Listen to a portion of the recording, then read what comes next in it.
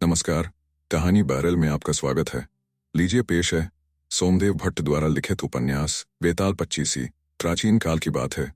तब उज्जैनी, वर्तमान में उज्जैन में महाराज विक्रमादित्य राज किया करते थे। विक्रमादित्य हर प्रकार से एक आदर्श राजा थे।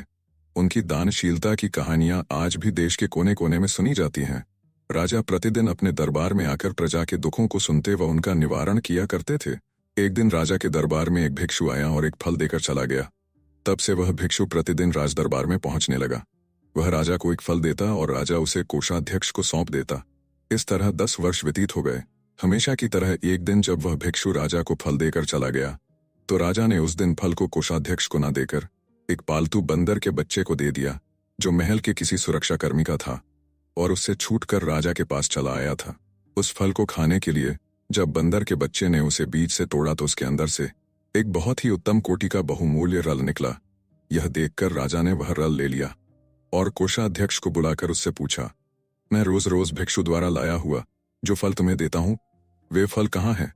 राजा ने आज्ञा दी तो कोषाध्यक्ष रल भंडार गया और कुछ ही देर बाद आकर राजा को बताया, प्रभु, वे फल तो सरगल गए, वे मुझे वहां नहीं दिखाई दिए।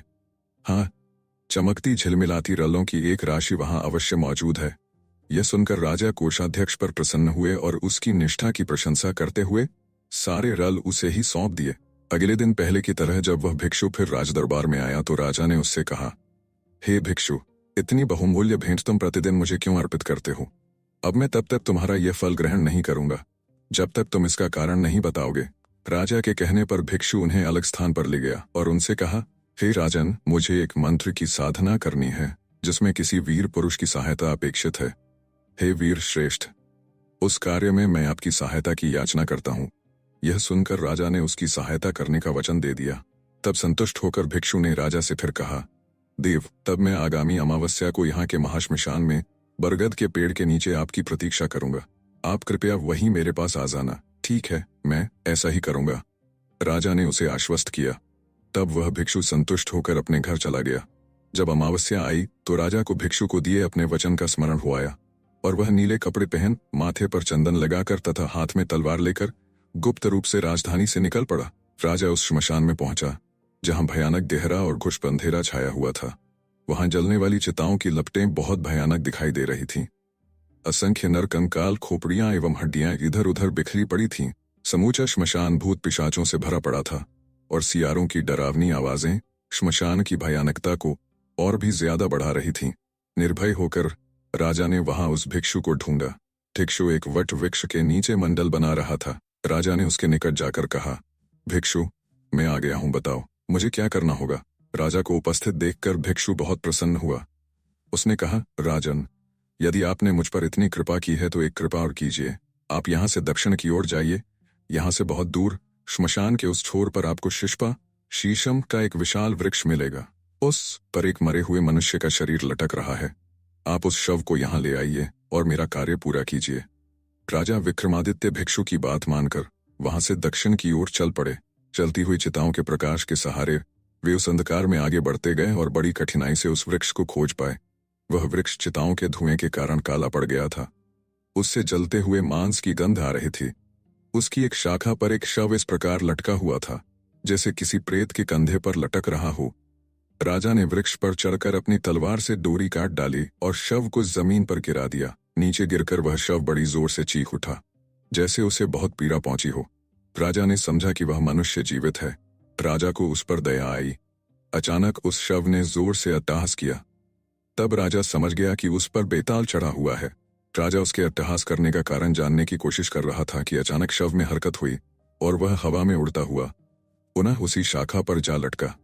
इस पर राजा एक बार फिर से वृक्ष पर चढ़ा और शव को पुनः नीचे उतार लिया। फिर राजा ने उस शव को अपने कंधे पर डाला और खामोशी से भिक्षु की ओर चल पड़ा। कुछ दूर चलने पर राजा के कंधे पर सवार शव के अंदर का बेताल बोला, राजन, मुझे ले जाने के लिए तुम्हें बहुत परिश्रम करना पड़ रहा है।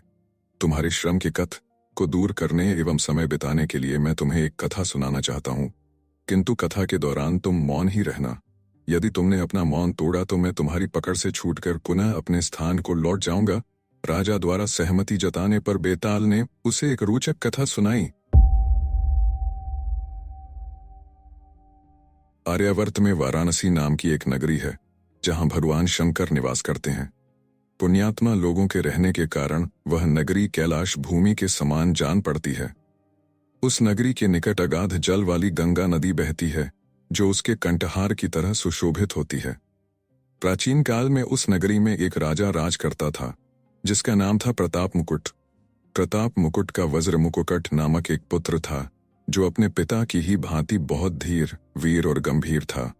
वह इतना सुंदर था कि कामदेव का साक्षात अवतार लगता था। राजा के एक मंत्री का बेटा बुद्धि शरीर उस वज्र मुकुट का घनिष्ठ मित्र था। एक बार वज्र मुकुट अपने उस मित्र के साथ जंगल में शिकार खेलने गया। वहां घने जंगल के बीच उसे एक रमणीक सरोवर दिखाई दिया जिसमें बहुत से कमल के सुंदर सुंदर पुष्प खिले हुए थे। उसी समय अपनी कुछ सखियों सहित एक राजकन्या वहां आई और सरोवर में स्नान करने लगी। राजकन्या के सुंदर रूप को देखकर वज्र मुकुट उस पर मोहित हो गया। राजकन्या ने भी वज्र मुकुट को देख लिया था और वह भी पहली ही नजर में उसकी ओर आकृष्ट हो गई। राजकुमार वज्र मुकुट अभी उस राजकन्या के बारे में जानने के ये सोच ही रहा था कि राजकन्या ने खेल खेल में ही उसकी ओर संकेत करके अपना नाम धाम भी बता दिया। उसने एक कमल के पत्ते को लेकर कान में लगाया, दंतपत्र से देर तक दांतों को खुरचा, एक दूसरा कमल माथे पर तथा हाथ अपने हृदय पर रखा। किंतु राजकुमार ने उस समय उसके इशारों का मतलब न समझा। उसके बुद्धिमान मित्र बुद्धि शरीर ने उन इशारों का मतलब समझ लिया था, अतः मंद मंद मुस्कुराता हुआ अपने मित्र की हालत देखता रहा जो उस राजकन्या के प्रेम बाण से आहत होकर राजकन्या और उसकी सखियों को वापस जाते देख रहा था। राजकुमार घर लौटा तो वह बहुत उदास था। उसकी दशा जल बिन मछली की भांति हो रही थी। जब से वह शिकार से लौटा था उस राजकन्या के वियोग में उसका खाना पीना छूट गया था। राजकुमारी की याद आते ही उसका मन उसे पाने के लिए बेचैन होने लगता था। एक दिन बुद्धि शरीर ने राजकुमार से एकांत में इसका कारण पूछा। कारण जानकर उसने कहा कि उसका मिलना कठिन नहीं है। तब राजकुमार ने अधीरता से कहा, जिसका न तो नाम धाम मालूम है और न जिसके कुल का ही कोई पता है, वह भला कैसे पाई जा सकती है? फिर तुम व्यर्थ ही मुझे भरोसा क्यों दिलाते हो? इस पर मंत्री पुत्र बुद्धि शरीर बोला, मित्र, उसने तुम्हें इशारों से जो कुछ बताया था, क्या उन्हें तुमने नहीं देखा? सुनो। उसने कानों पर उत्पल कमल रखकर बताया कि वह राजा कर्णोत्तल के राज्य में रहती है। दांतों को खुरचकर यह संकेत दिया कि वह वहां के दंत वैद्य की कन्या है। अपने कान में कमल का पत्ता लगाकर उसने अपना नाम पद्मावती बताया और हृदय पर हाथ रखकर सूचित किया कि उसका हृदय तुम्हें अर्पित हो चुका है। कलिंग देश में कर्णात्तिल नाम का एक सुविख्यात राजा है। उसके दरबार में दंत वैद्य की पद्मावती नाम की एक कन्या है जो उसे प्राणों से भी अधिक प्यारी है। दंत वैद्य उस पर अपनी जान छिड़कता है। मंत्रीपुत्र ने आगे बताया, मित्र, ये सारी बातें मैंने लोगों के मुख से सुन रखी थीं, इसलिए मैंने उसके उन इशारों को समझ लिया जिससे उसने अपने देश आदि की सूचना दी थी। मंत्रीपुत्र के ऐसा कहने पर राजकुमार को बेहद संतोष हुआ। प्रिया का पता लगाने का उपाय मिल जाने के कारण वह प्रसन्न भी था। वह अपने मित्र के साथ अगले ही दिन आखेट का बहाना करके अपनी प्रिया से मिलने चल पड़ा। आधी राह में अपने घोड़े को वायु वेग से दौड़ाकर उसने अपने सैनिकों को पीछे छोड़ दिया और केवल मंत्री पुत्र के साथ कलिक की ओर बढ़ चला।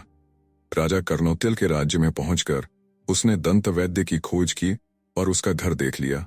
तब राजकुमार और मंत्रीपुत्र ने उसके घर के पास ही निवास करने के लिए एक वृद्ध स्त्री के मकान में प्रवेश किया। मंत्रीपुत्र ने घोड़ों को दाना पानी देकर उन्हें छिपाकर बांध दिया। फिर राजकुमार के सामने ही उसने वृद्धा से कहा, हे माता, क्या आप संग्रामवर्धन नाम के किसी दंत वैद्य को जानती हैं? यह सुनकर उस वृद्ध स्त्री ने आश्चर्यपूर्वक कहा, हाँ, मैं जानती हूँ। मैं उनकी धाय हूँ, लेकिन अधिक उम्र हो जाने के कारण अब उन्होंने मुझे अपनी बेटी पद्मावती की सेवा में लगा दिया है। किंतु वस्त्रों से हीन होने के कारण मैं सदा उसके पास नहीं जाती। मेरा बेट नालायक और जुआरी है। मेरे वस्त्र देखते ही वह उन्हें उठा ले जाता है। बुढ़िया के ऐसा कहने पर प्रसन्न होकर मंत्री पुत्र ने अपने उत्तरीय आदि वस्त्र उसे देकर संतुष्ट किया। फिर वह बोला, तुम हमारी माता के समान हो। पुत्र समझकर हमारा एक कार्य गुप्त रूप से कर दो तो हम आपके बहुत आभारी रहेंगे। तुम इस दंतवैद्य की कन्या पद्मावती से जाकर कहो कि जिस राजकुमार को उसने सरोवर के किनारे देखा था वह यहाँ आया हुआ है। प्रेमवश उसने यह संदेश कहने के लिए तुम्हें वहां भेजा है। उपहार मिलने की आशा में वह बुढ़िया तुरंत ऐसा करने को तैयार हो गई। वह पद्मावती के पास पहुंची और वह संदेश पद्मावती को देकर शीघ्रता से लौट आई। पूछने पर उसने राजकुमार और मंत्रीपुत्र को बताया। मैंने जाकर तुम लोगों के आने की बात गुप्त रूप से उससे कही। सुनकर उसने मुझे बहुत बुरा भला कहा और कपूर लगे अपने दोनों हाथों से मेरे दोनों गालों पर कई थप्पड़ मारे। मैं इस अपमान को सहन न कर सकी और दुखी होकर रोती हुई वहां से लौट आई। बेटे, स्वयं अपनी आंखों से देख लो, मेरे दोनों गालों पर अभी भी उसके द्वारा मारे गए थप्पड़ों के निशान मौजूद हैं। बुढ़िया द्वारा बताए जाने पर राजकुमार उदास हो गया, किंतु महाबुद्धिमान मंत्रीपुत्र ने उससे एकांत में कहा, तुम दुखी मत हो मित्र। पद्मावती ने बुढ़िया को फटकार कर कपूर से उछली अपनी 10 उंगलियों की छाप द्वारा तुम्हें ये बताने की कोशिश की है कि तुम शुक्ल पक्ष की 10 चांदनी रातों तक प्रतीक्षा करो। ये रातें मिलन के लिए उपयुक्त नहीं है। इस तरह राजकुमार को आश्वासन देकर मंत्रीपुत्र बाजार में गया और अपने पास का थोड़ा सा सोना बेच आया। उससे मिले धन से उसने बुढ़िया से उत्तम भोजन तैयार करवाया और उस वृद्धा के साथ ही भोजन किया। इस तरह 10 दिन बिताकर मंत्रीपुत्र ने उस बुढ़िया को फिर पद्मावती के पास भेज दिया। बुढ़िया उत्तम भोजन के लोभ में यह कार्य करने के लिए फिर से तैयार हो गई। बुढ़िया ने लौटकर उन्हें बताया, आज मैं यहां से जाकर चुपचाप उसके पास खड़ी रही, तब उसने स्वयं ही तुम्हारी बात कहने के लिए मेरे अपराध का उल्लेख करते हुए मेरे हृदय पर महावर लगी अपनी 3 उंगलियों से आघात किया। इसके बाद मैं उसके पास से यहां चली आई। 3 रातें बीत जाने के बाद मंत्रीपुत्र ने अकेले में राजकुमार से कहा, तुम कोई शंका मत करो मित्र, पद्मावती ने महावर लगी 3 उंगलियों की छाप छोड़कर यह सूचित किया है कि वह अभी 3 दिन तक राजमहल में रहेगी। यह सुनकर मंत्रीपुत्र ने फिर से बुढ़िया को पद्मावती के पास भेजा। उस दिन जब बुढ़िया पद्मावती के पास पहुंची तो उसने बुढ़िया का उचित स्वागत सत्कार किया और उसे स्वादिष्ट भोजन भी कराया। पूरा दिन वह बुढ़िया के साथ हंसती मुस्कुराती बातें करती रही। शाम को जब बुढ़िया लौटने को हुई तभी बाहर बहुत डरावना शोरगुल सुनाई दिया। हाय हाय, यह पागल हाथी जंजीरें तोड़कर लोगों को कुचलता हुआ भागा जा रहा है। बाहर से मनुष्यों की ऐसी चीख पुकार सुनाई पड़ी। तब पद्मावती ने उस बुढ़िया से कहा, राजमार्ग को एक हाथी ने रोक रखा है, उससे तुम्हारा जाना उचित नहीं है। मैं तुम्हें रस्सियों से बंधी एक पीढ़ी पर बैठा कर उस बड़ी खिड़की के रास्ते नीचे बगीचे में उतरवा देती हूँ। उसके बाद तुम पेड़ के सहारे बाग की 4 दीवारी पर चढ़ जाना और फिर वहां से दूसरी ओर के पेड़ पर चढ़कर नीचे उतर जाना, फिर वहां से अपने घर चली जाना। यह कहकर एक रस्सी से बंधी पीढ़ी पर बैठाकर उसने बुढ़िया को अपनी दासियों द्वारा खिड़की के रास्ते नीचे बगीचे में उतरवा दिया। बुढ़िया पद्मावती द्वारा बताए हुए उपाय से घर लौट आई और सारी बातें ज्यों की त्यों राजकुमार और मंत्रीपुत्र को बता दी। तब उस मंत्रीपुत्र ने राजकुमार से कहा, मित्र, तुम्हारा मनोरथ पूरा हुआ। उसने युक्तिपूर्वक तुम्हें रास्ता भी बतला दिया है, इसलिए आज ही शाम को तुम वहां जाओ और इसी मार्ग से अपनी उस प्रिया के भवन में प्रवेश करो। राजकुमार ने वैसा ही किया। बुढ़िया के बताए हुए तरीके द्वारा वह 4 दीवारी पर चढ़कर पद्मावती के बगीचे में पहुंच गया। वहां उसने रस्सियों से बंधी हुई पीढ़ी को लटकते देखा, जिसके ऊपरी छज्जे पर राजकुमार की राह देखती हुई कई दासियां खड़ी थीं। जो ही राजकुमार पीढ़ी पर बैठा, दासियों ने रस्सी ऊपर खींच ली और वह खिड़की की राह से अपनी प्रिया के पास जा पहुंचा। मंत्रीपुत्र ने जब अपने मित्र को निर्विष्ण खिड़की में प्रवेश करते देखा तो वह संतुष्ट होकर वहां से लौट गया। अंदर पहुंचकर राजकुमार ने अपनी प्रिया को देखा। पद्मावती का मुख पूर्ण चंद्र के समान था, जिससे शोभा की किरणें छिटक रही थीं। पद्मावती भी उत्कंठा से भरी राजकुमार के अंग लग गई और अनेक प्रकार से उसका सम्मान करने लगी। अनंतर राजकुमार ने गांधर्व विधि से पद्मावती के साथ विवाह रचा लिया और कई दिन तक गुप्त रूप से उसी के आवास में छिपा रहा। कई दिनों तक वहां रहने के बाद एक रात को उसने अपनी प्रिया से कहा, मेरे साथ मेरा मित्र बुद्ध शरीर भी यहाँ आया है। वह यहाँ अकेला ही तुम्हारी धाई के घर में रहता है। मैं अभी जाता हूँ, उसकी कुशलता का पता करके और उसे समझा बुझाकर पुनः तुम्हारे पास आ जाऊंगा। ये सुनकर पद्मावती ने राजकुमार से कहा, आर्य पुत्र, यह तो बतलाइए कि मैंने जो इशारे किए थे उन्हें तुमने समझा था या बुद्ध शरीर ने? मैं तो तुम्हारे इशारे बिल्कुल भी नहीं समझा था। राजकुमार से बताया, उन इशारों को मेरे मित्र बुद्ध शरीर ने ही समझकर मुझे बताया था। यह सुनकर और कुछ सोचकर पद्मावती ने राजकुमार से कहा, यह बात इतने विलंब से कहकर आपने बहुत अनुचित कार्य किया है। आपका मित्र होने के कारण वह मेरा भाई है। पान पत्तों से मुझे पहले उसका ही स्वागत सत्कार करना चाहिए था। ऐसा कहकर उसने राजकुमार को जाने की अनुमति दे दी। तब रात के समय राजकुमार जिस रास्ते से आया था उसी से अपने मित्र के पास गया पद्मावती से उसके इशारे समझाने के बारे में राजकुमार को जो बातें हुई थीं, बातों बातों में वह सब भी उसने मंत्रिपुत्र को कह सुनाई। मंत्रिपुत्र ने अपने संबंध में कही गई इस बात को उचित न समझकर इसका समर्थन नहीं किया। इसी बीच रात बीत गई। सवेरे संध्या वंदन आदि से निवृत्त होकर दोनों बातें कर रहे थे। तभी पद्मावती की एक सखी हाथ में पान और पकवान लेकर वहां आई। उसने मंत्रिपुत्र का कुशल मंगल पूछा और लाई हुई चीजें उसे दे दीं। बातों बातों में उसने राजकुमार से कहा कि उसकी स्वामिनी भोजन आदि के लिए उसकी प्रतीक्षा कर रही है। पल भर बाद वह गुप्त रूप से वहां से चली गई। तब मंत्रिपुत्र ने राजकुमार से कहा, मित्र, अब देखिए, मैं आपको एक तमाशा दिखाता हूं। यह कहकर उसने एक कुत्ते के सामने वह भोजन डाल दिया। कुत्ता वह पकवान खाते ही तरपतर मर गया। यह देखकर आश्चर्यचकित हुए राजकुमार ने मंत्रिपुत्र से पूछा, मित्र, यह कैसा कौतुक है? तब मंत्रिपुत्र ने कहा, मैंने उसके इशारों को पहचान लिया था, इसलिए मुझे धूर्त समझकर उसने मेरी हत्या कर देनी चाहिए थी। इसी से तुम्हें बहुत अनुराग होने के कारण उसने मेरे लिए विष मिश्रित पकवान भेजे थे। उसे भय था कि मेरे रहते राजकुमार एकमात्र उसी में अनुराग नहीं रख सकेगा और उसके वश में रहकर उसे छोड़कर अपनी नगरी में चला जाएगा।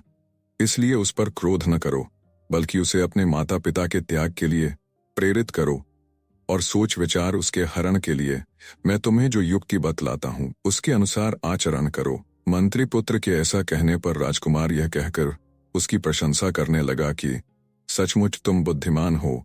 इसी बीच अचानक बाहर से दुख से विकल लोगों का शोरगुल सुनाई पड़ा, जो कह रहे थे, हाय हाय, राजा का छोटा बच्चा मर गया। यह सुनकर मंत्रिपुत्र प्रसन्न हुआ।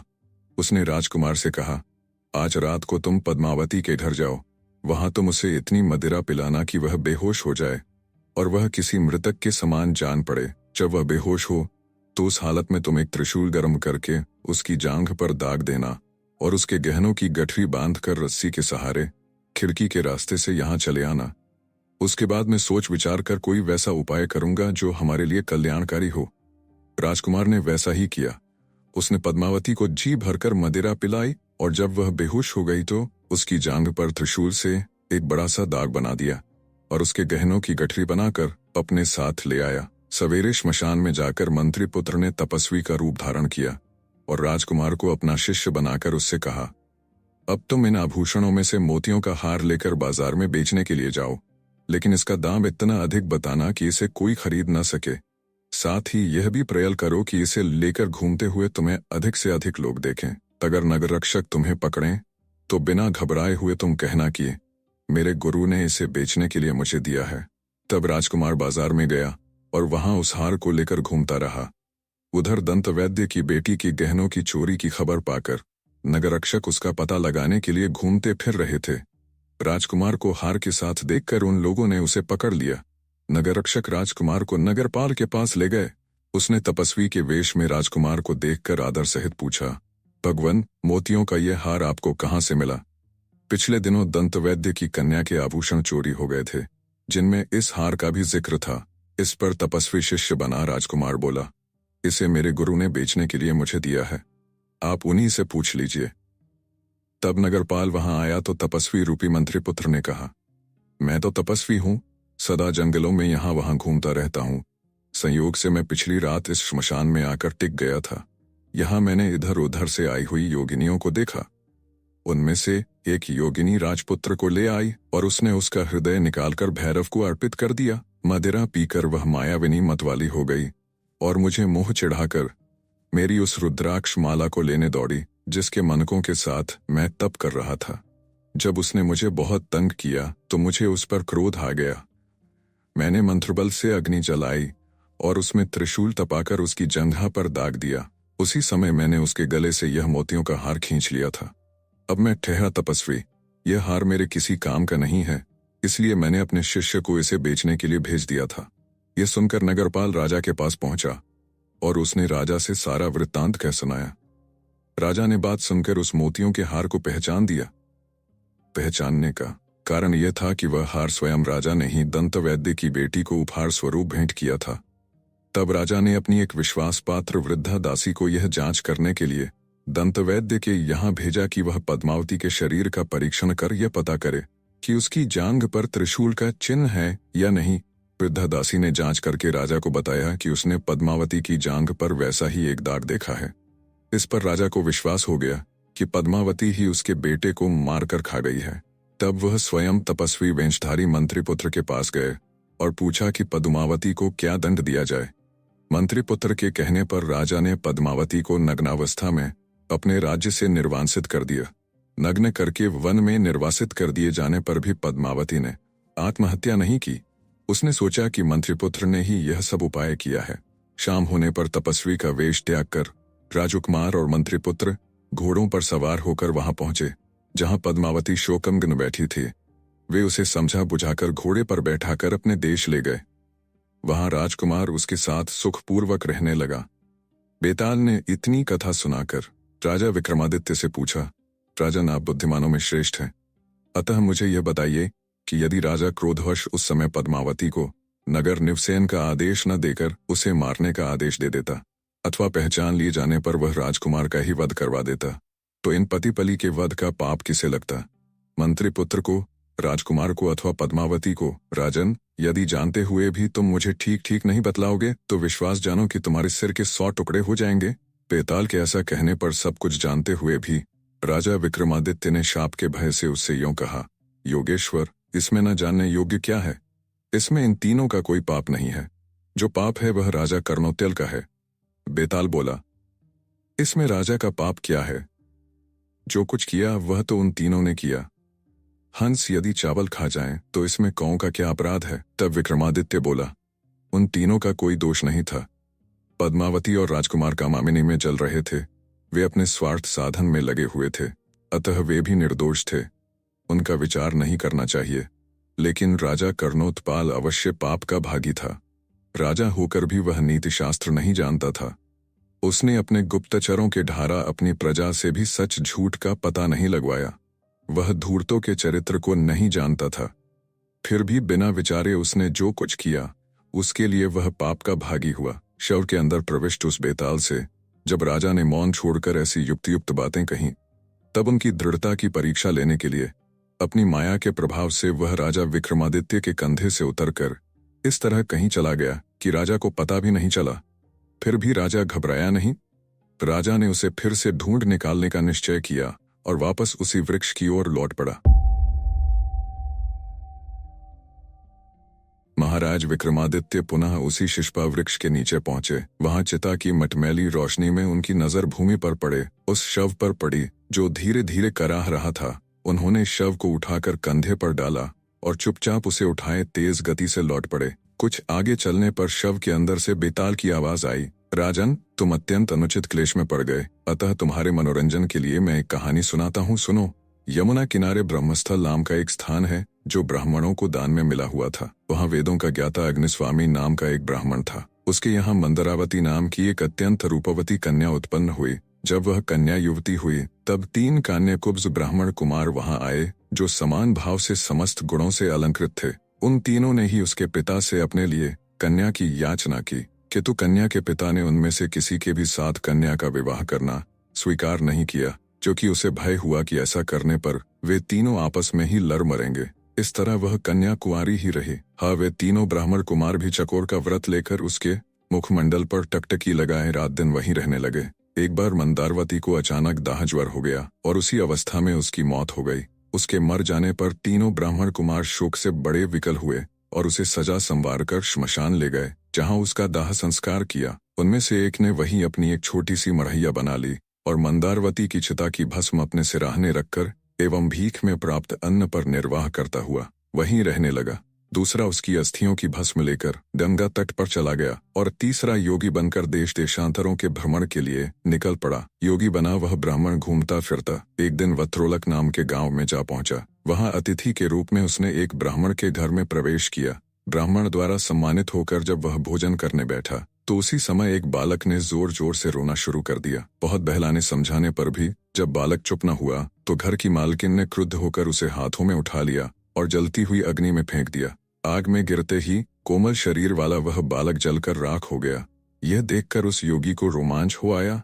उसने परोसे हुए भोजन को आगे सरका दिया और उठकर खड़ा होते हुए क्रोधित भाव में बोला, धिक्कार है आप लोगों पर, आप ब्राह्मण नहीं कोई ब्रह्म राक्षस हैं। अब मैं तुम्हारे घर का भोजन तो क्या, एक अन्न का दाना भी ग्रहण नहीं करूंगा। योगी के ऐसा कहने पर गृहस्वामी बोला, है योगीराज, आप कुपित न हो, मैं बच्चे को फिर से जीवित कर लूंगा। मैं एक ऐसा मंत्र जानता हूँ जिसके पढ़ने से मृत व्यक्ति जीवित हो जाता है। यह कहकर वह गृहस्थ एक पुस्तक ले आया जिसमें मंत्र लिखा था। उसने मंत्र पढ़कर उससे अभिमंत्रित धूल आग में डाल दी। आग में धूल के पड़ते ही वह बालक जीवित होकर ज्यों का त्यों आग से निकल आया। जब उस ब्राह्मण योगी का चित्त शांत हो गया तो उसने भोजन ग्रहण किया। गृहस्थ ने उस पुस्तिका को बांधकर खूंटी पर टांग दिया और भोजन करके योगी के साथ वहीं सो गया। गृहपति के सो जाने के पश्चात वह योगी चुपचाप उठा और अपनी प्रिया को जीवित करने की इच्छा से उसने डरते डरते वह पुस्तक खूंटी से उतार ली और चुपचाप बाहर निकल आया। रात दिन चलता हुआ वह योगी उस जगह पहुंचा जहां उसकी प्रिया का दाह हुआ था।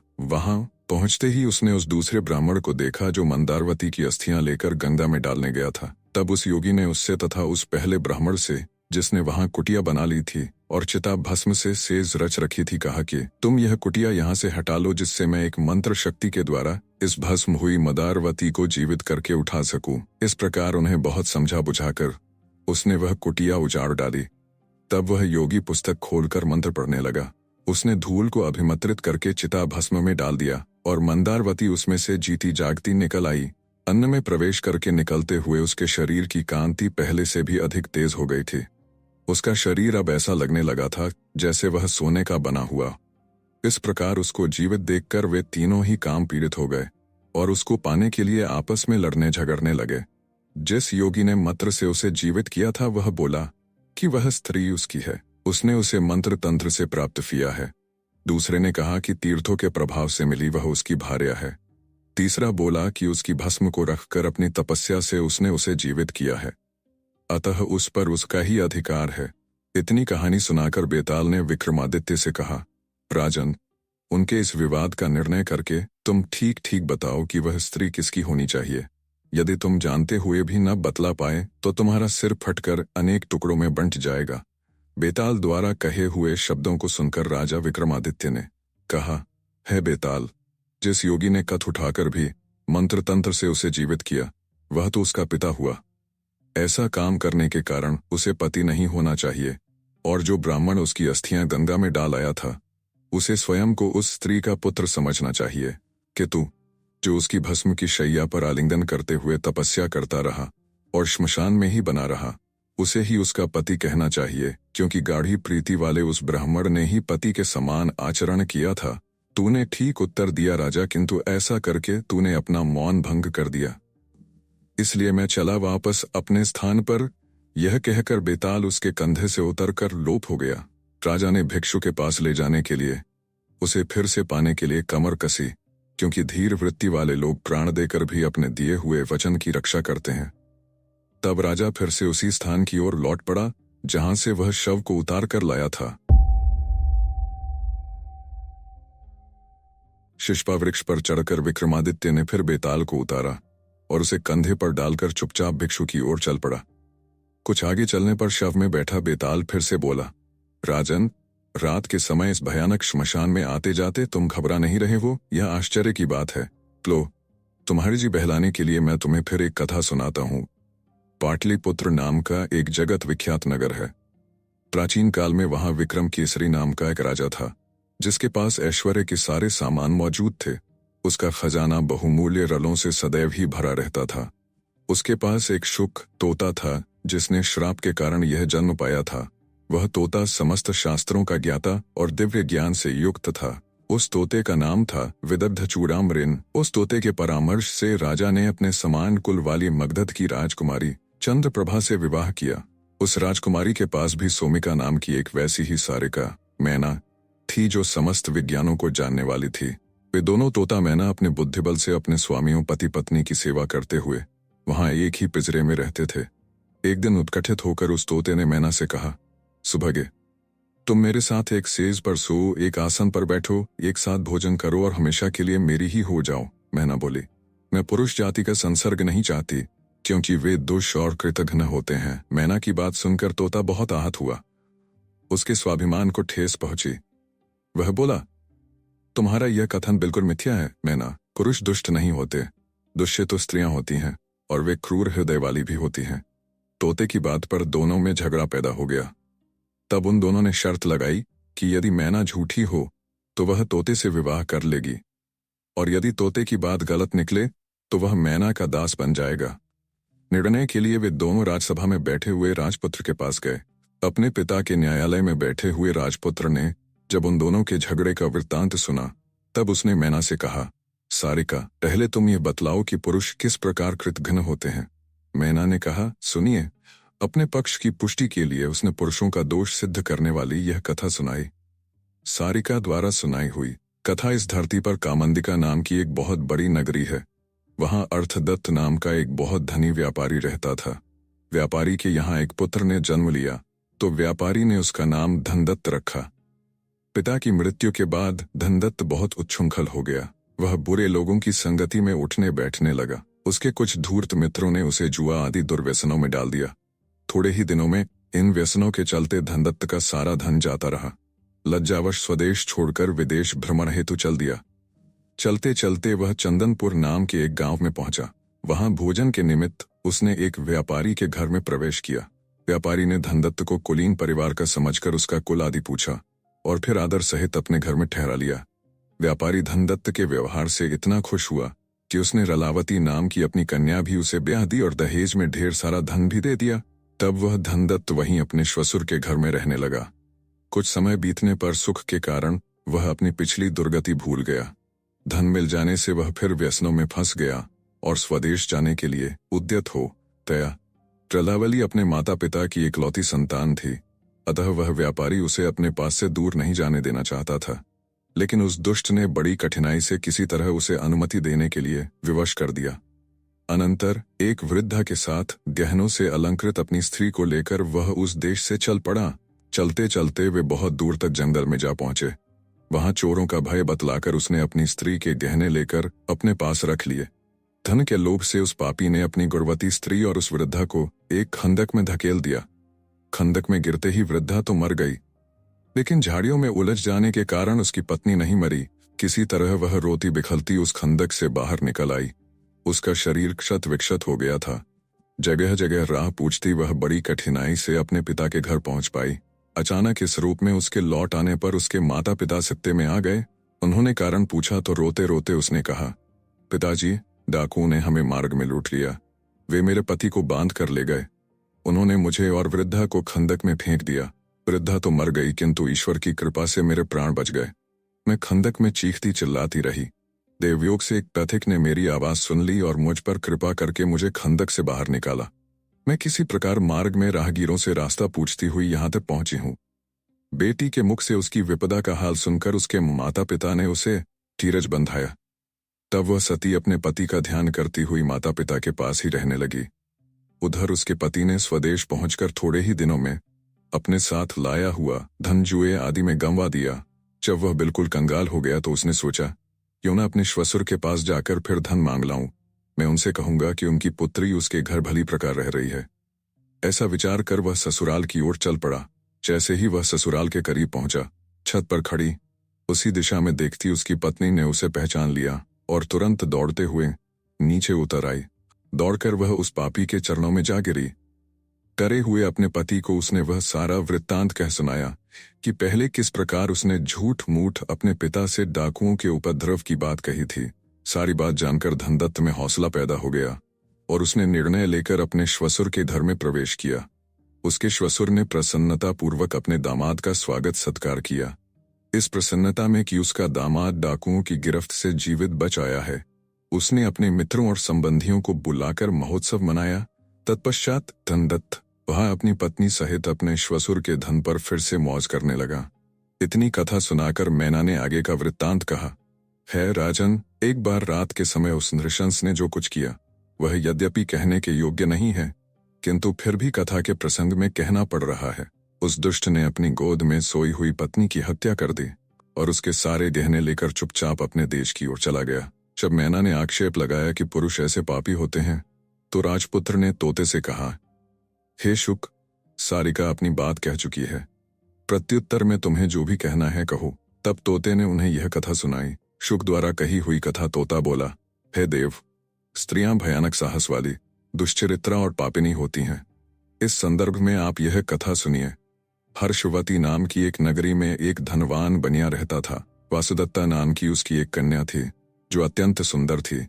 बनिया उसे अपने प्राणों से भी अधिक प्यार करता था। उसने अपनी उस कन्या का विवाह समुद्रदत्त नाम की एक सजातीय युवक के साथ कर दिया जो सज्जनों के निवास स्थान ताम्रलिपि में रहता था। समुद्रदत्त सज्जन था। वह वासुदत्ता के समान ही रूप यौवन वाला था। सुंदर स्त्रियां उसकी ओर इस तरह टकटकी लगाए देखती थीं जैसे चंद्रमा को चकोर देखता है।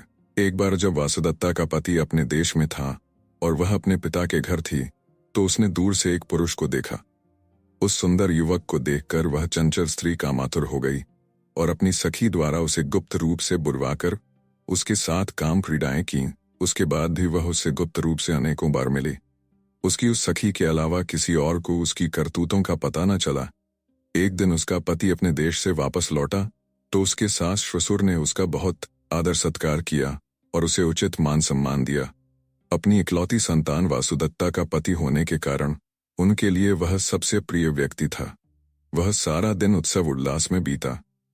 रात में वासुदत्ता की माता ने अपनी बेटी को सजा संवार कर उसके पति के शयन कक्ष में भेजा, किंतु एक ही सेज पर सोकर भी वह अपने पति के प्रति अनुरक्त न हुई। दूसरे पुरुष में मन लगा रहने के कारण पति के आग्रह करने पर भी वह नींद आने का बहाना किए पड़ी रही।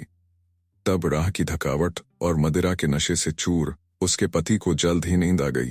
धीरे धीरे घर के सब लोग सो गए, किंतु करवट लिए वासुदत्ता जागती हुई अपने प्रेमी के विचारों में खोई रही। तभी एक चोर उसके महल में दाखिल हुआ और वासुदत्ता को जागता हुआ महसूस कर एक अंधेरे कोने में सिमटकर खड़ा हो गया। वासुदत्ता अपने प्रेमी से मिलने को बेचैन हो रही थी। उसने अपने प्रेमी से दिन में ही यह मालूम कर लिया था कि रात के समय उन्हें कहाँ मिलना है। अतः वह चुपचाप उठी और खूब गहने पहनकर सज संवर कर अपने प्रेमी से मिलने महल से निकल पड़ी। यह देखकर उस चोर को बहुत आश्चर्य हुआ। उसने सोचा कि जिन गहनों की चोरी करने मैं यहाँ आया हूँ वह गहने तो ये स्त्री पहनकर बाहर जा रही है, अतः इसका पीछा करके यह तो देखूं कि यह कहाँ जा रही है। रास्ते में ही इसके गहने भी लूट लूंगा। यही सोचकर वह चोर भी चुपचाप उस वणिक पुत्री पर नजर रखता हुआ छिपकर उसके पीछे पीछे चलने लगा। कुछ दूर जाने पर चोर ने देखा कि वणिक पुत्री की एक सखी उसके लिए कुछ फूल और मालाएं लिए एक उद्यान में घुस गई जहां उसके प्रेमी ने उससे मिलने का वचन दे रखा था। वासुदत्ता जब प्रेमी द्वारा बताए मिलन स्थल पर पहुंची तो उसने अपने प्रेमी को एक वृक्ष पर मृत अवस्था में लटकता हुआ देखा। हुआ यूं था कि जब वह युवक चोरी छिपे उद्यान में प्रवेश कर रहा था तो नगर रक्षकों ने उसे कोई चोर समझा और उसे पीट पीट कर मार डाला। फिर उसी उद्यान में उसके गले में फांसी का फंदा डालकर उसे वृक्ष से लटका दिया। अपने प्रेमी को इस अवस्था में देखकर वासुदत्ता स्तब्ध रह गई। वह वेहल और उद्भ्रांत होकर चीख पड़ी, हाय मैं मारी गई। तदुपरांत वह भूमि पर गिरकर करुण स्वर में विलाप करने लगी। जब वह कुछ चैतन्य हुई तो उसने अपने प्रेमी को वृक्ष से उतारकर भूमि पर रखा और उसे फूलों से सजाया। प्रीति और शोक से उसका हृदय विवेक शून्य हो गया था। उसने उस निष्प्राण शरीर का आलिंगन किया और उसका मुख ऊपर उठाकर वह ज्यों ही उसका चुंबन करने चली त्यों ही उसके प्रेमी ने, जिसके शरीर में बेताल प्रवेश हो गया था, अचानक अपने दांतों से उसकी नाक काट ली। पीड़ा से तिलमिलाकर वासुदत्ता तुरंत उससे दूर हट गई, लेकिन इस विचार से कि कहीं वह जीवित तो नहीं है। वह अभागिनी फिर से आकर उसे देखने लगी। जब उसने देखा कि उसके शरीर से बेताल चला गया है और वह निश्चेष्ट तथा मृत है, तब वह डर गई और हारी सी रोती हुई धीरे धीरे महल की ओर लौट पड़ी। उस चोर ने छिपकर यह सारी बातें देखी। उसने सोचा, इस पापिनी ने यह क्या किया? अरे स्त्रियों का हृदय तो बहुत भयानक घने अंधेरे से भरा अंधे कुएं के समान और बड़ा गहरा होता है। चलूं देखूं अब यह क्या करती है। ऐसा सोचकर कौतूहल के कारण वह दूर से ही फिर उसका पीछा करने लगा। वणिक पुत्री अपनी उस कोठरी में पहुंची जहां उसका पति सोया पड़ा था। तब वह जोर जोर से रोती हुई चिल्लाने लगी, बचाओ बचाओ, पति के रूप में इस दुष्ट ने मेरी नाक काट ली है। इस तरह बार बार उसका रोना चिल्लाना सुनकर उसके कुटुंबीजन और माता पिता सभी घबराए हुए जागकर उनके शयन कक्ष में पहुंचे। वहां पहुंचकर जब उसके पिता ने देखा कि वासुदत्ता की नाक कटी हुई है और उसकी नाक से रक्त बह रहा है, तब उसके पिता ने क्रोध में आकर अपने जमाता को भाद्रवही जानकर रस्सी से बांध दिया। वासुदत्ता को बातें सुनकर उसका पिता तथा अन्य सभी लोग समुद्रदत्त के प्रतिकूल हो गए थे, अतः बांधे जाने पर भी उसने गूंगे की तरह कुछ न कहा। इसी हो हल्ले में धीरे धीरे रात बीत गई। तब सब कुछ जानता हुआ भी वह चोर चुपके से वहां से चला गया। समुद्रदत्त का श्वसुर वह बनिया उसे तथा कटी नाक वाली अपनी बेटी को लेकर राजा के दरबार में पहुंचा। सारा वृत्तांत सुनने के बाद राजा ने समुद्रदत्त को दोषी मानते हुए उसे प्राणदंड की आज्ञा दे दी। अनंतर जब बांधकर उसे वधस्थल की ओर ले जाया जा रहा था, तब वह चोर राजा के आदमियों के पास आकर बोला, हे अधिकारियों, अकारण ही इस व्यक्ति को प्राणदंड नहीं देना चाहिए।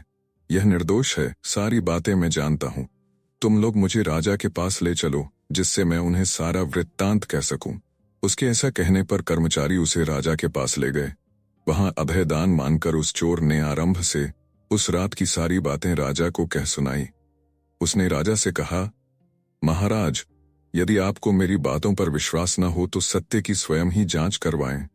इसकी कटी हुई नाक अब भी उस शव के मुंह में है। यह सुनकर राजा ने देखने के लिए अपने अनुचरों को उद्यान में भेजा, और जब सच्चाई मालूम हुई तो उसने समुद्रदत्त को रिहा कर दिया। राजा ने उस दुष्यपली के कान भी कटवा दिए और उसे देश निकाला दे दिया। उसने उसके श्वसुर की सारी धन संपत्ति भी जब्त करवा ली। इतना ही नहीं, उस चोर पर प्रसन्न होकर उसे नगर का अध्यक्ष भी नियुक्त कर दिया। इतनी कथा सुनकर तोते ने राजा से कहा, हे राजन, इस संसार में स्त्रियां ऐसी दुष्ट और स्वभाव से विषम होती हैं। इतना कहते ही उस तोते पर से इंद्र का श्राप जाता रहा और वह चित्ररथ नाम का गंधर्व बनकर दिव्य शरीर धारण कर स्वर्ग को चला गया। उसी तरह तत्काल ही मैना का भी आप दूर हो गया और वह भी तिलोत्तमा नाम की अप्सरा बनकर सहसा ही स्वर्ग चली गई। यह कथा सुनाकर बेताल ने राजा विक्रमादित्य से पूछा, राजन, तोता मैना के अपने अपने आक्षेपों का निराकरण हो गया था। तब तुम बताओ कि स्त्रियां निंदित होती हैं अथवा पुरुष। जानते हुए भी यदि तुम कुछ नहीं बताओगे तो तुम्हारा मस्तक टुकड़े टुकड़े हो जाएगा। कंधे पर बैठे हुए बेताल की बातें सुनकर राजा ने कहा, हे बेताल, निर्दित तो स्त्रियां ही होती हैं।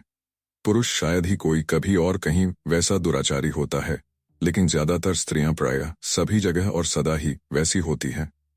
राजा के ऐसा कहते ही बेताल पहले की तरह फिर उसके कंधे से गायब हो गया। राजा भी उसे वापस लेने के लिए फिर से उसी वृक्ष की ओर चल पड़ा। महाश्मशान के उस शिष्पा वृक्ष से राजा विक्रमादित्य ने बेताल को फिर से नीचे उतारा और पहले की ही तरह उसे अपने कंधे पर डालकर वापस लौट चला। कुछ आगे चलने पर बेताल ने फिर राजा से कहा, राजन, उस दुध भिक्षु के लिए तुम इतना परिश्रम क्यों कर रहे हो? इस निष्फल परिश्रम में तुम्हारा विवेक भी तो नहीं दिख पड़ता? फिर भी मार्ग विनोद के लिए तुम मुझसे यह कथा सुनो। इस धरती पर अपने नाम को सच करने वाली शोभावती नाम की एक नगरी है। वहां शूद्रक नाम का राजा राज करता था। उसके राज्य में प्रजा हर प्रकार से सुखी थी। शूद्रक सच्चे अर्थों में प्रजापालक था। प्रजा को उस पर अटूट आस्था एवं विश्वास था। वीरों पर प्रीति रखने वाले उस राजा के पास नौकरी करने की इच्छा से एक बार मालवा से वीरवर नाम का एक ब्राह्मण आए। उसके परिवार में 3 व्यक्ति थे। उसकी गर्भवती स्त्री धर्मवती, पुत्र सत्यवर तथा कन्या वीरवती। इसी तरह वे तीनों ही सेवा के लिए उसके सहायक थे, जो कमर में कृपाण, एक हाथ में तलवार और दूसरे में ढाल लिए सदैव उसकी सेवा में तत्पर रहते थे। वीरवर राजा शूद्रक के दरबार में पहुंचा और अपने आने का उद्देश्य कहा तो राजा ने उसके व्यक्तित्व से, बोलचाल के ढंग से प्रभावित होकर उसे दास रखना स्वीकार कर लिया। किंतु वीरवर ने जब 500 स्वर्ण मुद्राएं प्रतिदिन के हिसाब से पारिश्रमिक मांगा तो राजा कुछ हिचकिचाहट में पड़ गया। उसने वीरवर को नौकरी तो दे दी, किंतु गुप्त रूप से उसकी जांच कराने का भी निर्णय कर लिया। उसने अपने गुप्तवर को आदेश दे दिए कि वीरवर के बारे में अच्छी तरह छानबीन करके यह पता लगाएं कि उसका परिवार कितना बड़ा है और इतने पैसों का वह उपयोग किस प्रकार करता है। वीरवर नित्य प्रति राजा से मिलकर हाथों में हथियार लिए मध्याह्न तक उसके सिंहद्वार पर ही खड़ा रहता था और फिर राजा से प्राप्त वेतन में से प्रतिदिन 100 स्वर्ण मुद्राएं अपनी पत्नी को घर के खर्च के लिए दे देता था। बाकी 400 स्वर्ण मुद्राओं में से 100 स्वर्ण मुद्राओं से वस्त्र, आभूषण और तांबूल आदि खरीदता था। 100 स्वर्ण मुद्राएं स्नान के पश्चात विष्णु और शिव की पूजा में खर्च करता था। शेष 200 स्वर्ण मुद्राओं को वह ब्राह्मण और दरिद्रों को दान में देता था। इस प्रकार प्रतिदिन राजा से प्राप्त 500 स्वर्ण मुद्राओं का उपयोग करता था। अनंतर दैनिक कार्यों से निबटकर वह भोजन करता और फिर रात में राजा के सिंहद्वार पर जाकर हाथ में तलवार लिए पहरा दिया करता था। राजा शूद्रक ने जब अपने गुप्तचरों से उसका प्रतिदिन का नियम सुना तो वह मन ही मन बहुत संतुष्ट हुआ। राजा ने उसे पुरुषों में श्रेष्ठ और विशेष रूप से आदर के योग्य समझा तथा उसका पीछा करने वाले गुप्तचरों को रोक दिया। इसी तरह दिन बीतते रहे। वीरवर ने कठोर धूप वाली गर्मी के दिन सहज ही बिता दिए। घनघोर वर्षा के कद्दाई दिन भी वह उसी तरह अपने कर्तव्य हेतु अटल रहकर सिंहद्वार पर बिताता रहा। शूद्रक ने कई बार रातों में स्वयं जाकर उसकी जांच की, किंतु हर बार उसने वीरवर को अपनी नौकरी पर मुस्तैद पाया। एक बार जब राजा प्रजा का हाल चाल जानने के उद्देश्य से रात को महल से बाहर निकल रहा था, तो उसने दूर कहीं से आती हुई किसी स्त्री के रोने की आवाज सुनी। उस आवाज में बहुत दर्द, करुणा और दुख विह्वलता भरी हुई थी। राजा को बहुत आश्चर्य हुआ। उसने सोचा कि मेरे राज्य में न तो कोई सताया हुआ है, न ही कोई दरिद्र है और न ही कोई दुखी। तो फिर यह स्त्री कौन है, और इस भयंकर रात्रि में जब सर्वत्र घनघोर वर्षा हो रही हो, क्यों इस प्रकार करुण रुदन कर रही है? राजा को उस पर बहुत दया आई। उसने वीरवर से कहा, वीरवर सुनो, दूर कोई स्त्री करुण स्वर में रुदन कर रही है। तुम जाकर पता लगाओ कि वह कौन है और क्यों रो रही है।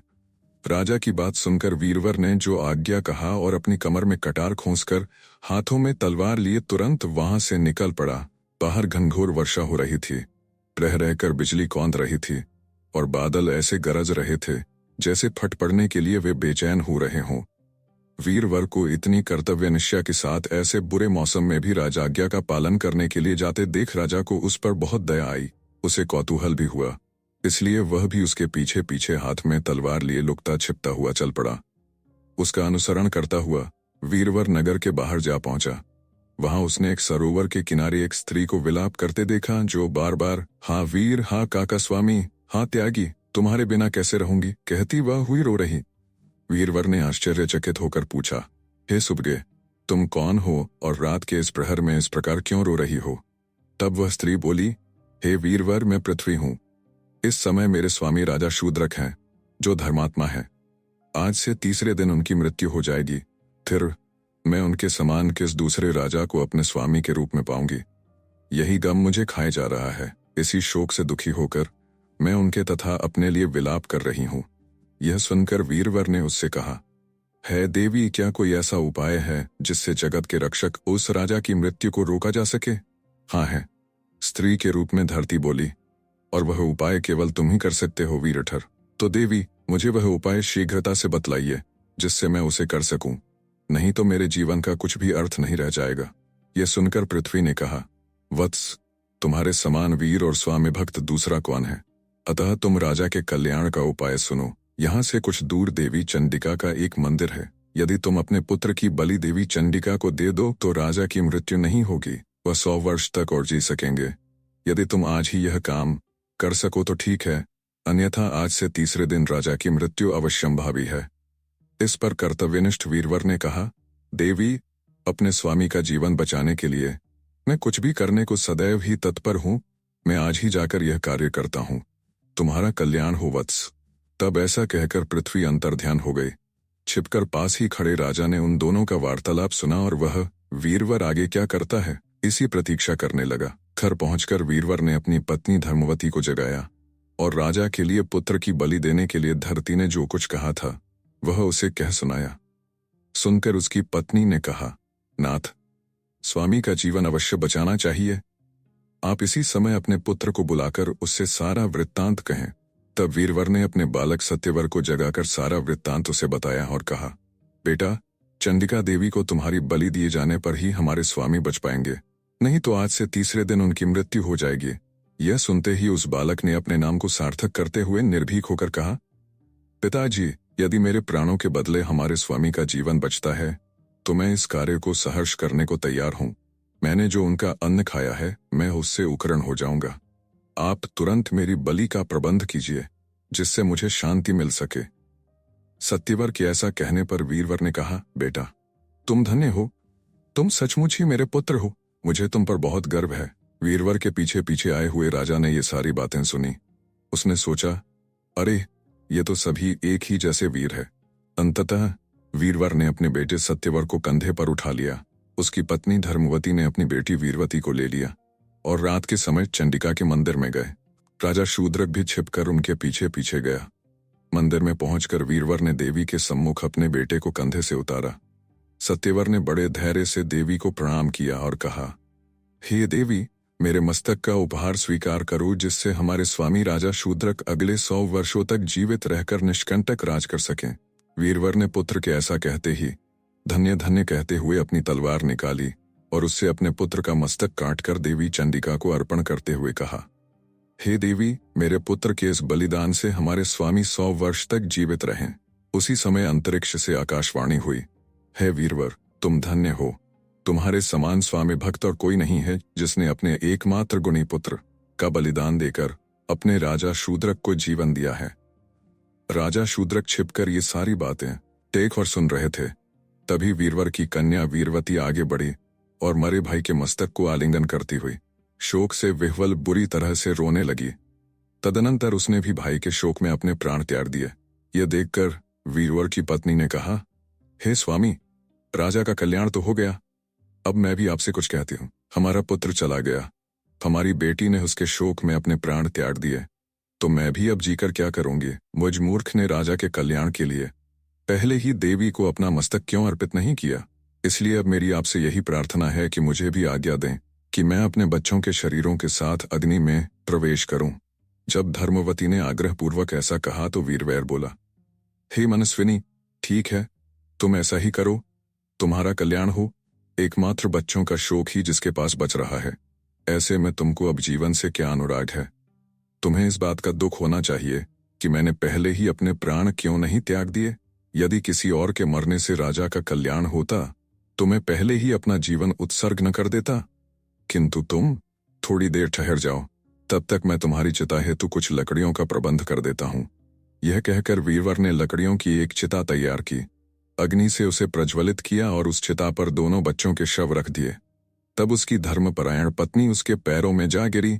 उस पतिव्रता ने देवी को प्रणाम करके कहा, हे देवी, मुझे आशीर्वाद दीजिए कि अगले जन्म में भी यही आर्यपुत्र मेरे पति हों और यही राजा मेरे स्वामी। मेरे इस शरीर त्याग से इनका कल्याण हो। यह कहकर वह साध्वी स्त्री भयानक लपटों वाली उस चिता की अग्नि में इस प्रकार कूद पड़ी मानो जल में कूद पड़ी हो। इसके बाद पराक्रमी वीरवर ने सोचा, आकाशवाणी के अनुसार राजा का काम तो मैं पूरा कर चुका हूं। मैंने राजा का जो नमक खाया था उससे उड़न हो गया। अब मुझे अकेले को ही अपने जीवन से मोह क्यों रखना चाहिए। जो मरण करने योग्य थे, प्यारे थे, उन सभी अपने कुटुंब बीजनों का नाश करके अकेला अपने को जीवित रखने वाला मुझ जैसा कौन भागा व्यक्ति होगा। तो फिर मैं भी क्यों न अपने शरीर की बलि देकर देवी को प्रसन्न करूं। ऐसा सोचकर वह देवी को प्रसन्न करने के लिए उसकी स्तुति करने लगा। हे देवी, हाथों में शूल धारण करने वाली महिषासुर मर्दिनी जगत जननी तेरी जय हो। हे माता सर्वव्यापिनी, आप देवताओं को प्रसन्नता देने वाली हैं, तीनों लोकों को धारण करने वाली हैं। हे माता, सारा संसार तुम्हारे चरणों की वंदना करता है। अपने भक्तों की मुक्ति के लिए तुम ही शरण रूप हो, तुम्हारी जय हो। हे काली, जय कपालिनी, जय कंकालिनी, हे कल्याणमयी, आपको नमस्कार है। मेरे मस्तक का उपहार स्वीकार कर तुम राजा शूद्रक पर प्रसन्न हो। ततश्चात देवी की स्तुति करके वीरवर ने झटपट तलवार से अपना मस्तक काट डाला। वहां छिपकर शूद्रक ये सारी बातें देख रहा था। दुख से विकल होकर उसने आश्चर्यपूर्वक सोचा, हे भगवान, मेरे लिए इस सज्जन पुरुष और इसके परिवार ने यह कैसा दुष्कर कार्य कर डाला। ऐसा तो न कहीं देखा अथवा सुना गया। इस विचित्र संसार में इसके जैसा धीर वीर पुरुष और कहाँ मिलेगा, जो बिना कहे सुने परोक्ष में अपने स्वामी के लिए अपने प्राणों तक अर्पित कर दे।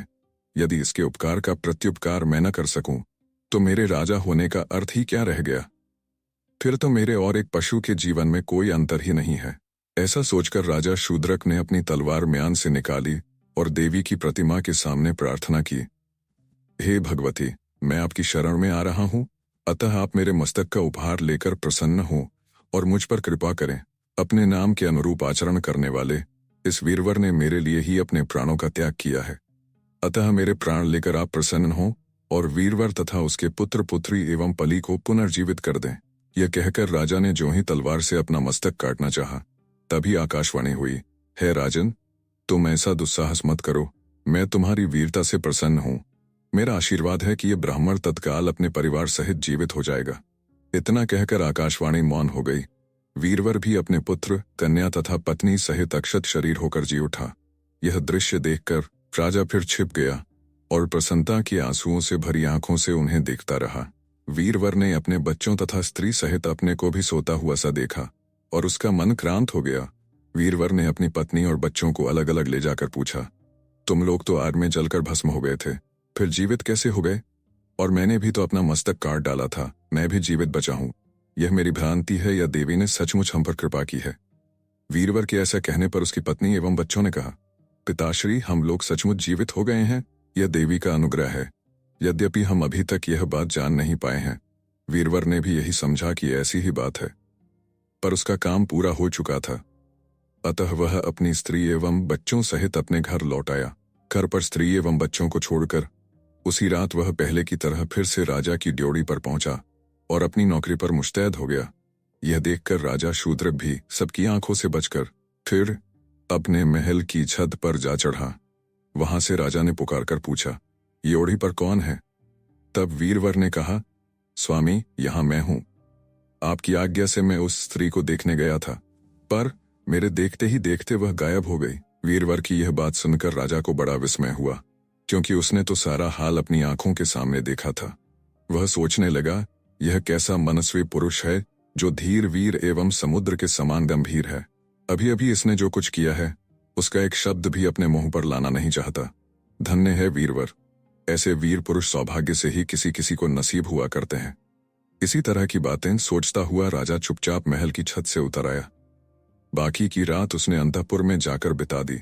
सवेरे वीरवर राज दरबार में राजा के दर्शन करने गया। उसके कार्यों से प्रसन्न राजा ने पिछली रात का सारा विवरण अपने मंत्रियों से कर सुनाया। सुनकर वे सभी आश्चर्य के सागर में डूब गए। राजा ने प्रसन्न होकर वीरवर तथा उसके पुत्र को कर्नाटक का राज्य दे दिया। राज्य पाकर अब वे दोनों समान वैभव वाले तथा एक दूसरे का फल चाहने वाले बने गए। इस प्रकार राजा शूद्रक और राजा वीरवर दोनों ही सुखपूर्वक रहने लगे।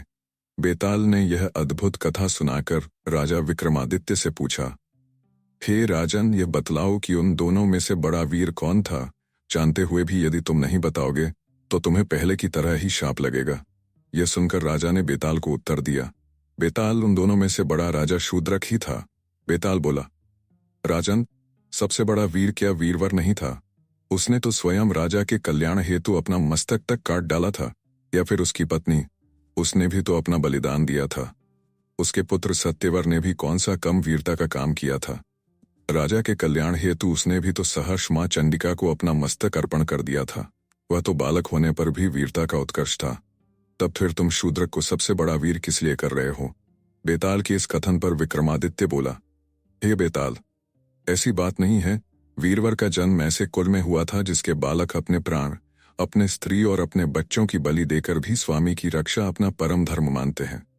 वीरवर की पत्नी भी कुलीन वंश की थी। वह पतिव्रता थी। वह पति को ही अपना एकमात्र देवता मानती थी। पति के मार्ग पर चलने के अतिरिक्त उसका कोई दूसरा कार्य नहीं था। उनसे उत्पन्न सत्यवर भी उन्हीं के समान था। जाहिर है, जैसा सूत होगा वैसा ही कपड़ा भी तैयार होगा। लेकिन जिन चाकरों से राजा लोग अपने जीवन की रक्षा करवाते हैं, राजा शूद्रक उन्हीं के लिए अपने प्राण त्यागने को उद्यत हो गया था। अतः उन सब में वही विशिष्ट था। राजा की बातें सुनकर बेताल अपनी माया के द्वारा अचानक उसके कंधे से उतरकर फिर गायब हो गया और पुनः अपने स्थान पर जा पहुंचा। राजा विक्रमादित्य भी उसे फिर से ले आने का निश्चय करके वापस शिष्पा वृक्ष की ओर चल पड़ा।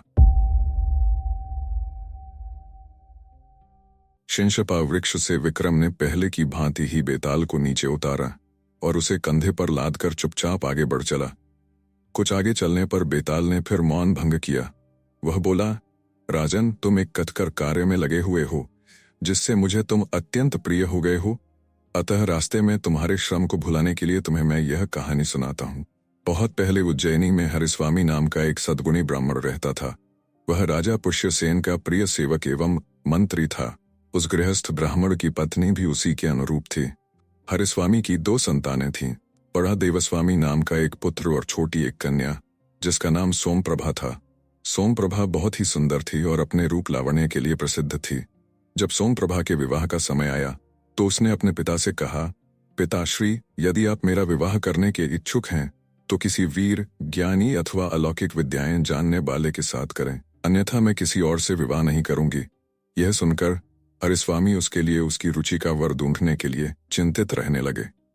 उसी समय राजा ने हरिस्वामी को अपना दूत बनाकर दक्षिण देश के एक राजा के साथ संधि करने के लिए भेजा, क्योंकि वह राजा युद्ध करने के लिए तैयार हो रहा था।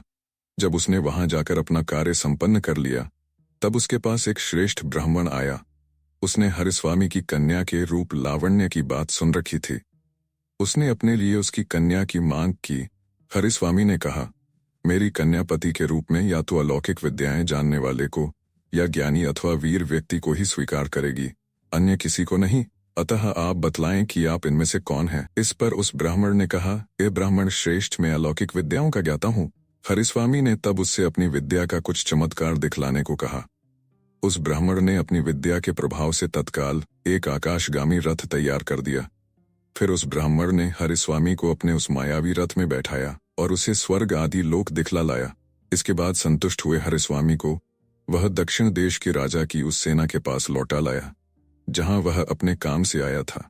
तब हरिस्वामी ने उस अलौकिक विद्याएं जानने वाले पुरुष के साथ अपनी कन्या त्यागने का वचन दिया एवं 7वें दिन विवाह की तिथि निश्चित कर दी। उसी समय उज्जैनी में एक दूसरे ब्राह्मण ने हरिस्वामी के पुत्र देवस्वामी के पास आकर उसकी बहन से विवाह करने की याचना की। देवस्वामी ने जब उसे अपनी बहन की शर्तें बताई तो वह ब्राह्मण अपनी विद्या का कौशल दिखाने को तत्पर हो गया और उसने अपने अस्त्र भस्त्रों के कौशल का प्रदर्शन किया। यह देख देवस्वामी ने उसी के साथ अपनी बहन का विवाह करने का निश्चय कर लिया। अपनी माता की अनुपस्थिति में उसने भी ज्योतिषियों के कथनानुसार 7वें दिन ही विवाह का निश्चय कर लिया। उसी समय एक तीसरे व्यक्ति ने भी सोमप्रभा की माता के सम्मुख स्वयं को ज्ञानी बताते हुए उसकी बेटी से विवाह करने की याचना की। उसने ज्ञानी होने का प्रमाण भी दिया, जिससे प्रभावित होकर सोमप्रभा की माता ने उससे 7वें दिन अपनी कन्या का विवाह करने का वचन दिया। अगले दिन हरिस्वामी घर लौट आया। आकर उसने अपनी पत्नी और पुत्र को बताया कि वह कन्या का विवाह निश्चित कराया है। इस पर उन दोनों ने भी अलग अलग बतलाया कि उन्होंने क्या निश्चय किया है। उनकी बातें सुनकर हरिस्वामी चिंता में पड़ गया कि एक साथ 3 व्यक्तियों के साथ उसकी कन्या का विवाह कैसे होगा। अनंतर विवाह की निश्चित तिथि को ज्ञानी, वीर और अलौकिक विद्याएं जानने वाला ये तीनों ही वर हरिस्वामी के घर पहुंचे। इसी समय एक विचित्र बात हो गई। ब्राह्मण की कन्या सोमप्रभा, जो वधू बनने वाली थी, अचानक कहीं गायब हो गई। ढूंढने पर भी उसका कोई पता न चला। तब घबराए हुए हरिस्वामी ने ज्ञानी पुरुष से कहा, हे ज्ञानी, अब झटपट ये बताइए कि मेरी कन्या कहाँ है। यह सुनकर ज्ञानी ने अपने ज्ञान द्वारा पता करके उसे बतलाया, हे ब्राह्मण श्रेष्ठ, आपकी कन्या को धूमशिख नाम का एक राक्षस उठाकर विंध्याचल के वन में स्थित अपने घर में ले गया है। ज्ञानी द्वारा ऐसा बताए जाने पर हरिस्वामी भयभीत हो गया। वह बोला, हाय हाय, अब वह कैसे मिलेगी और उसका विवाह भी कैसे होगा। यह सुनकर अलौकिक विद्याएं जानने वाला युवक बोला, आप धैर्य रखें, ज्ञानी के कथनानुसार वह कहाँ ले जाई गई है, मैं अभी आपको वहां ले चलता हूँ। यह कह क्षण भर में ही उसने सभी अस्त्रों से सजा एक आकाशगामी यान बनाया और उस पर हरिस्वामी, ज्ञानी तथा वीर को चढ़ाकर उन्हें विंध्याचल के उस वन में ले गया जहां ज्ञानी ने राक्षस का भवन बताया था। यह वृत्तांत जानकर राक्षस क्रोधित हो गया और वह गर्जना करता हुआ बाहर निकल आया। तब हरिस्वामी के कहने पर वह वीर पुरुष आगे बढ़कर उस राक्षस से लड़ने लगा। तरह तरह के अस्त्रों से लड़ने वाले उन दोनों मनुष्य और राक्षस का युद्ध बड़ा आश्चर्यजनक हुआ। अपनी भार्या के लिए जिस तरह राम रावण से लड़े थे, वैसे ही ये दोनों भी लड़ने लगे। कुछ ही देर में उस वीर ने एक अर्ध चंद्राकार बाण से युद्ध में मत वाले उस राक्षस का मस्तक काट गिराया। राक्षस के मारे जाने पर वे सभी अलौकिक विद्याएं जानने वाले ब्राह्मण के रथ से वापस लौट पड़े। हरिस्वामी के घर पहुंचकर विवाह का समय आने पर उस ज्ञानी, वीर एवं अलौकिक विद्याएं जानने वाले के बीच झगड़ा पैदा हो गया। ज्ञानी ने कहा, यदि मैं न जानता कि सोमप्रभा कहाँ छिपाकर रखी गई है तो उसका पता कैसे चल पाता, इसलिए उसका विवाह मेरे साथ ही होना चाहिए। इस पर अलौकिक विद्याओं के ज्ञाता ने कहा, यदि मैं आकाशगामी रथ न बनाता तो पल भर में वहां आना जाना कैसे हो पाता। रथ पर बैठे राक्षस के साथ बिना रथ के युद्ध भी कैसे संभव होता। इसलिए यह कन्या मुझे ही मिलनी चाहिए। यह विवाह मैंने जीता है। तब उस वीर ने भी अपना पक्ष उनके सामने रखा। वह बोला, यदि मैंने अपनी शक्ति से उस राक्षस का संहार न किया होता तो आप लोगों के प्रयाल करने पर भी इस कन्या को कैसे वापस लाया जा सकता था। इसलिए इन कन्या पर तो मेरा ही अधिकार बनता है। यह कन्या मुझे ही मिलनी चाहिए। इस प्रकार उन तीनों का झगड़ा सुनकर हरिस्वामी का मन उद्भ्रांत हो गया और वह अपना सिर पकड़कर बैठ गया। इतनी कथा सुनाकर बेताल ने विक्रम से पूछा, राजन, अब तुम ही बताओ कि वह कन्या किसको मिलनी चाहिए, ज्ञानी को, वीर को, अथवा अलौकिक विद्याएं जानने वाले उस व्यक्ति को? सब कुछ जानते हुए भी यदि तुम इसका उत्तर नहीं दोगे तो तुम्हारा सिर फटकर कई टुकड़ों में बंट जाएगा। बेताल की यह कथा सुनकर अपना मौन तोड़ते हुए विक्रम बोला, बेताल, वह कन्या उस वीर को ही मिलनी चाहिए, क्योंकि उसी ने उद्यम करके अपने बाहुबल द्वारा उस राक्षस को युद्ध में मारा और उस कन्या को अर्जित किया था। विधाता ने ज्ञाना और अलौकिक विद्याएं जानने वाले को तो उसका काम करने के लिए माध्यम मात्र बनाया था। तुमने ठीक उत्तर दिया राजन, बेताल तत्काल बोल उठा, पर तुम अपनी शर्त भूल गए। तुमने मौन भंग किया और शर्त के अनुसार मैं फिर स्वतंत्र हो गया। यह कहकर बेताल राजा के कंधे से उतरकर वापस उसी शिशपा वृक्ष की ओर उड़ गया। आप सुन रहे थे कहानी बैरल से सोमदेव भट्ट द्वारा लिखित उपन्यास बेताल पचीसी भाग 1। वीडियो पसंद आया तो इसे लाइक करिए और चैनल को भी सब्सक्राइब कीजिए। धन्यवाद।